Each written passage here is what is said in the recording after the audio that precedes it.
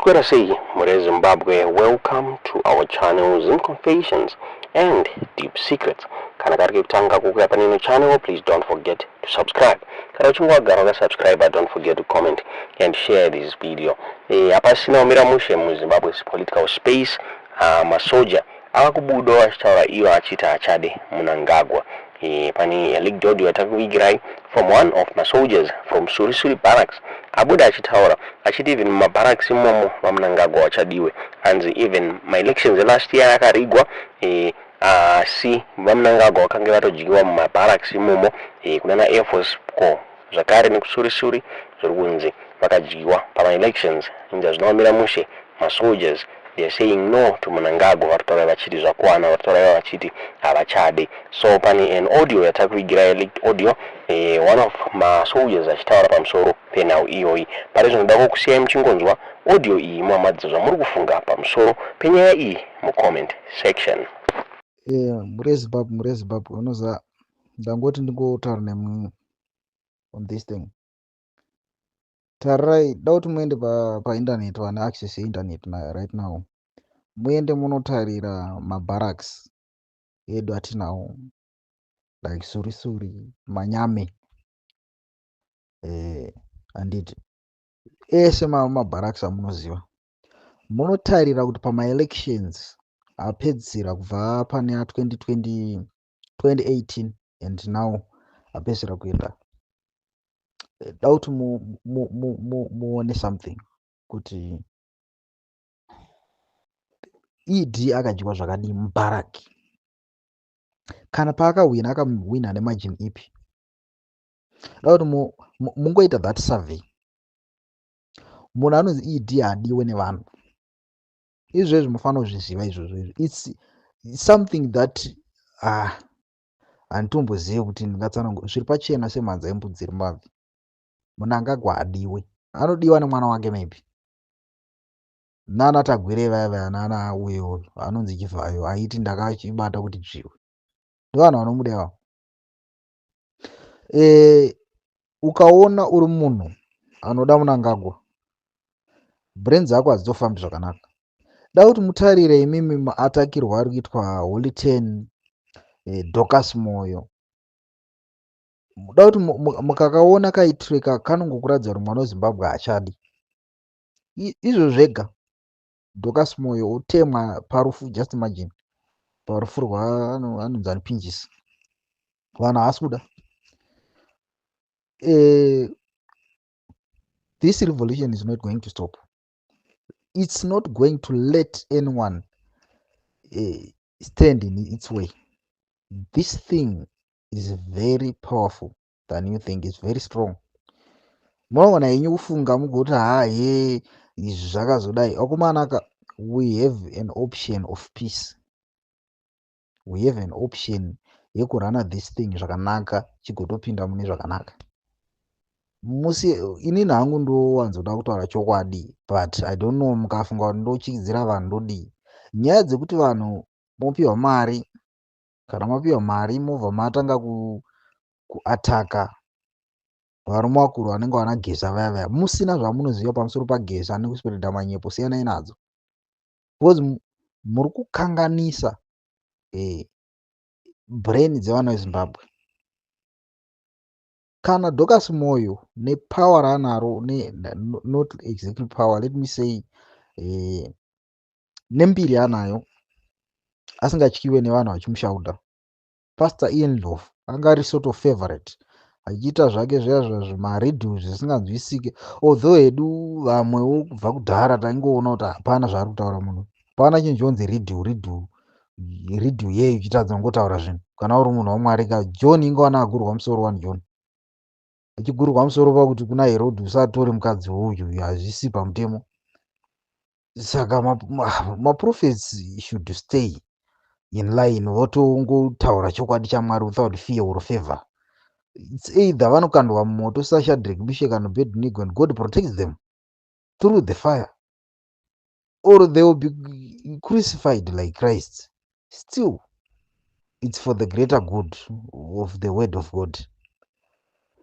But inini ndikataura shoko irori zvinoita sekunge ndiri ndiri kukurudzira kuti vanhu hapana chiprofiti chine chimbori papa zvigananda izvi. Iyo kapurufu akada mari dzinobiwa kupfuura nhingirikini. Mari dzatonyatsоziva kuti idzi dzakaurayisa vanhu, dziri kuurayisa, dzine makuva mari idzi. Makuva amungandibvunze kuti ndeapi? Imi mari dzemasolar project, zvipatara zvikadzima magetsi uku munhu achioparetwa panoitwa sei? Panoraramika ipapo? Varomeka, geza revolution thing iyi kana ikasasimba, ikasabuda nethis path yairi iyi, it's going one way or the other ichabudirira, but pray that it won't go through a civil war. Tarirai maelections andakuudzai iwaya akapedzera. Tarirai mutarire kuti surisuri papakamira sei, BF papakamira sei, ED kana akahwina nemajini yakadii. Tarirai muende kwese mabharaki ese zviri paindaneti izvo zvezvo. Iwayo maelections ari manipulated acho iwayo. Muri kuziva kuti akabirirwa. Check the data. Just check. And tell me with all your brains dzinyatsoshanda kuti mimi muri kungofunga makagara kwamakagara kuti ye tozochikidzirwa tozodai. Of course munochikidzirwa. Just yopfeka t-shirt yegeza. Inini ngadzibude, ndikutodzida hobho dzekupfeka zvimwe zvimani ndichatoisa pamota kumashure uku, zvimastika zvezve. The revolution is not going to stop nekuda kuti pana hukura. Hapana, tichafamba nana baba mudiwa takazvipfeka izvozvo. Tifamba maprovinsi kwese kwatichaenda. Nyaya dzenyu dzekungotya idzi hameno henyu mune hamufoswe henyu, but nyaya yandiri kunyanya kuemphasize ndiri kuti musaita tsika yekungoenda kuita kunge hoto inoenda kurinda mhepo. Kwabuda chichano chakadai chiri kuita kunge chine vanhu vakawanda, chataura zvakanhingirikina, machifollowa kudai so chaakudhaivhetai, nemi chonokurasirai musango. Iyezve pane nyaya yegesa revolution iri pachena iyi. Nyaya yamakanyatsoona kuti makunzi haana plan. Plan ipi iri kunzi haana? Parliament inovharwa. The most important organ yegovernment yakavhara. Kana zviri zvekunyeka kana pasina plani yakavharirei iyo? Why vakachinja sanyati kubvisa kuarmy? Guys, nyaya ihombe. Ndochete vandokwanisa kukuudzai kuti nyaya iyi ihombe. General Chiwenga haasi kuda corruption, haasi kuida, ende ndo nyaya ari kuvengerwa iyo, ende ndo song yatinogara tichiimba kuno grassroots level. Corruption iri kuuraya. Makakura kare imi marume wakuru muri kuzviziva. Zvipatara izvi zvakatanga kushaya mushonga rini izvi? Kusvika rini muchingotaura kuti hapana mushonga? Muchingopromiswa chete kwaya the next election vanhu mupiwa maT-shirt nemazisadza nemachicken in. Sure. Munotambisirwa magaro mopiwa akwa. Ndozvamuri kuda. Tosiya nyika yakadai so. Nyika haisari yakadai, hazviiti izvozvo. It's going to be over someone's dead body. If kana isingazofambi nepeace, hapana umira mushe. Izvezvo muzviziva izvozvo. Hapana umbomira mushe kana. Ende inini ndirofunga kuti ndiri kuziva hangu kuti mwoyo yevanhu yakagomboka. Ndinogara ndichiona mameseji evanhu ngadzitomborira, ngadzitombodei. Guys, padzinoririraka Jesu akambotaura zvikanzi vane nhamo vanenge vachiyamwisa nevane vana vacheche nguva iyoyo. Please, hondo haina mbomira mushe. Haina mbomira mushe hondo, haisi right. Let's this thing move with its pace. Sezvachitori, musa-encourage hondo. Ende vanhu vazhinji varakasha nechichi, guys, warn yourselves pamakagara ipapo. Muine tumaghost account kwenyu, mune muchizikana muchiona zvamuri kuita izvi. Mungaanda maine Chiwenga pamuri mimi. Who are you? Who the hell do you think you are? Pakagara ipapo. Utanzi Chiwenga azodai, nhingi geza. ndiri kuona hangu vanhu vanokanda he vachiita zvimaskiti muchipiwa mari muri mumarokesheni umu ngatiite skiti yekugesa hauna plan he what and you discourage most people vari kuda kuita move forward. Muri kuda kuramba muchizara muchiita basa rekuswera muchiita sinuka muri mos betting muri toti nyika ino iende kumberi. You don't want motanga kuchikidzira vanhu he vanopfeka matshirt guys ka hazvisi right zvamuri kuita izvo. Ende vanosunga vanhu mapurisa kuti masoja they were not trained to do that thing. Handisi kukuchikidzirai asi ndikuudzai chokwadi. I'm not threatening anyone but I'm telling you the truth. Havana majere ekukuisai masoja. Marakashi munofanira kugara muchizviziva zvamuri kuita izvi. One day, one of those days, you may face the devil. You are just awakening a sleeping giant. Haasi mwana mudiki Chiwenga wamunoita zvamunoita izvi. Muchigara ningi Chiwenga chiona hedu vana Mnangagwa achiita zvari kuita kuda kuuraya Chiwenga. Akabva kure mapoison tisina kutaura nguva ino iyi yaikuzonzi aizoisirwa poison naMary Mbaiwa izvi.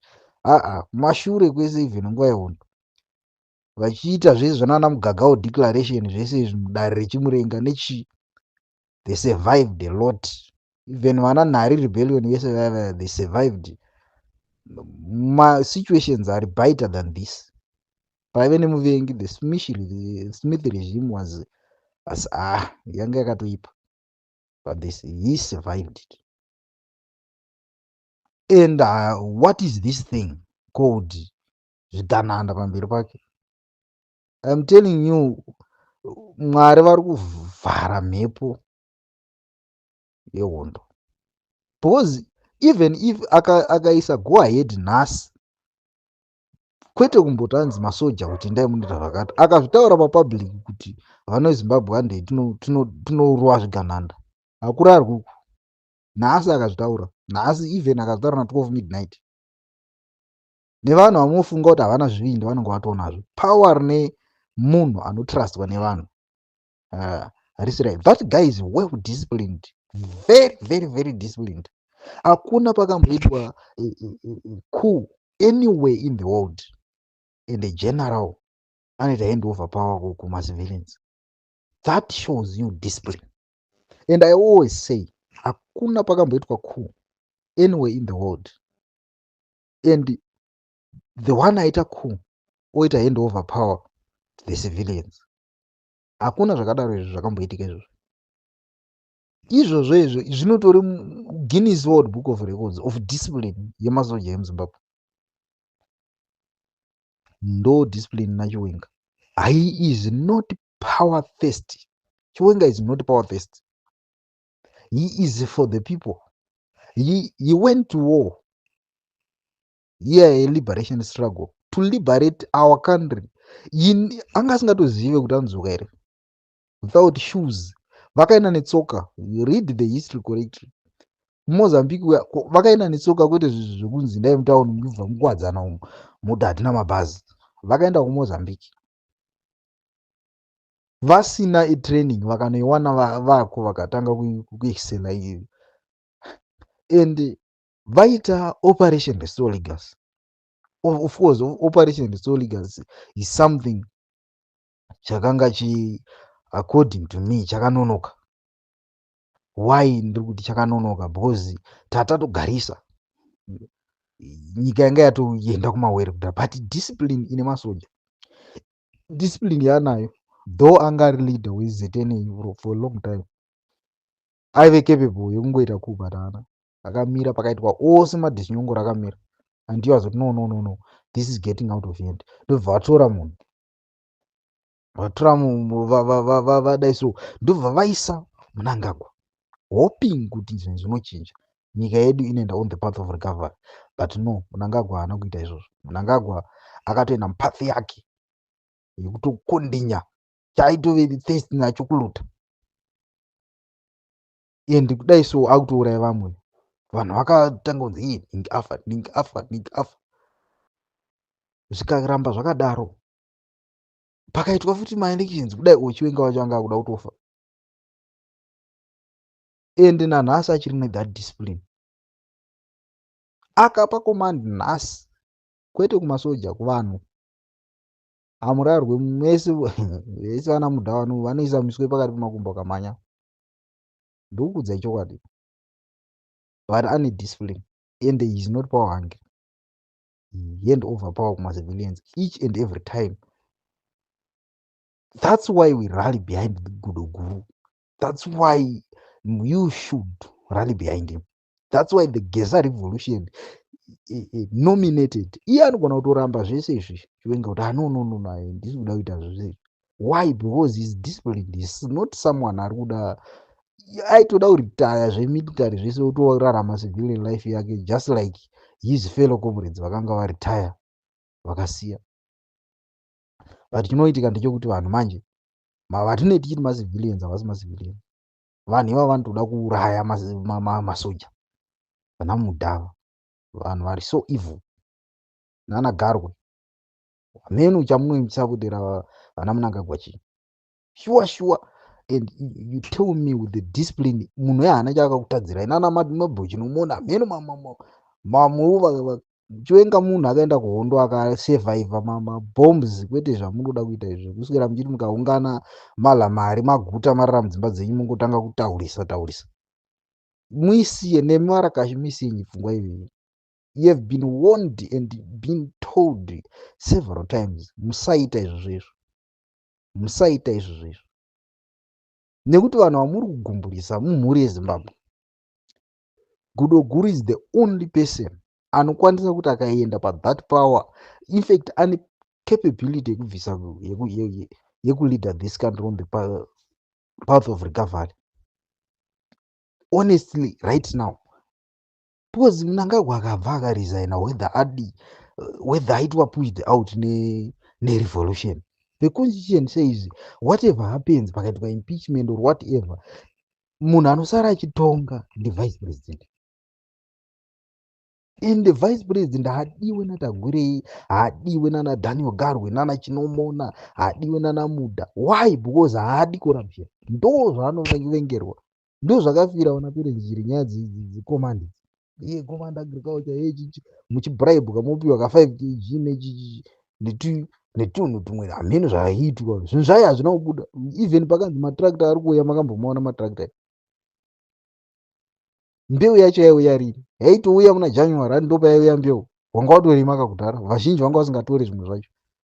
Pfumvu dzatimba uguta. Ndo nyaya dzakarambwa nana Ashiri vakadzifira. Nana Sibusiso Moyo. Because vanga vari in the military for a long time. They didn't know kuti politics haisi nyaya dzemazambia. Vapinda vakuona mari iri kubva kumateksi, mari iri kubva uko. But zvizvi zviri kuitika, matenda ari kudaiwo. Vakaona chinhu chakaora.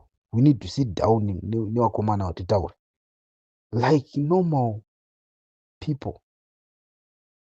Vakaenda vakada unotaura, pakunotaura paya ndo pavakutouraiwa. Vakufira izvo zvofira nhingirini chivhayo. Shuwaka zvisi right izvi. Then I'm telling you, ndiri kudzaita zvinaunaka. Sure, our country should recover from this mess. And Guru pamberi. Guru is disciplined. Guru akabva neZimbabwe military before its birth, ichiri Zanla. Survived vana nhare vese until now. Kasurvive Marcelu Scouts and one of my most powerful special forces Rhodesia. Now tell me good answer him would die and what achida kuexercise a power that guy could have crushed you guys vakarekare. Tova nemost powerful militant kudarika zvona izvi zvamunozvimasiyawo zvakazare. How many people vakaritaya kumasoja vanokwanisa kutora nhasi akagadzira militant inokwanisa kuramba ichikurakashai mudzimba dzenyu mese mo.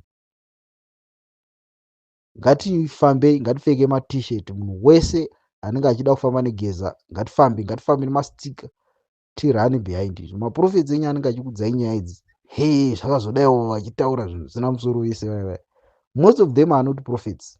They are opportunists taking advantage of you. most of those guys they are taking advantage of you nekuda kwevulnerability nemunhu akungoita zvisi zvese, and our country should recover from the mess yakapinda kubva kare kare. Let's unite behind the revolution. Let's not give up. It's not a point yekuti titoite give up yet kuti nyika yedu yato North Korea. Zimbabwe kana muine vanhu vamunoda kuvhoterazve vanouya zvavanhu vamunoda kuvhotera, handi muchangovhota chero muchimuda hameno wame muchidai chirari chamisa chirari scala, you will be given opportunity yekunovhota, vanhu moenda modecide zvepaballot modi. Right now vanhu vacho vamoti makavhotera vana kuhwina, handi regime yacho inongorambirapo, handi ine geza ine action. Let's continue on this path of peace, tirane tingoita zvatukudzwa. Right now almost 70% of the work have been done paground. Try on this path right stereki. Ava vanoita zvavanoita vachirakashava, warn yourselves kuti maybe this train can move over your dead bodies. Muzvizive izvozvo, but because those who died for this country, let's say they hear us, let's say ngatimboti vari kutinzwa, though we know kuti pana zvavanenge vakatofa, they can't help us unless we help ourselves. Let's say vanotinzwa, how vanoita sei? Sure kuti wapiwa $400 woitwa murakasha, hamuna mari dzamunopiwa kaimi. $400 nanhasi unei pa$400 hauna pekugara. Most of the people vamwe vanogeza mota, kuvari kunzi vanogeza mota vaidhikambena nhingirikina vanakaswera shandiswa kutaura zina basa nereshima, haana chaanoita, anogeza mota dzevanhu vachipiwa ma$2. Ini nangu ndinokuudzai muri Zimbabwe, murare zvakanaka, asi musavhundutsirwe. Nyika ndeyedu iyi, hakuna anonzi mafirst class citizens, hakuna masecond class. Let's move nenyika yedu zvakanaka, zvinoita bo.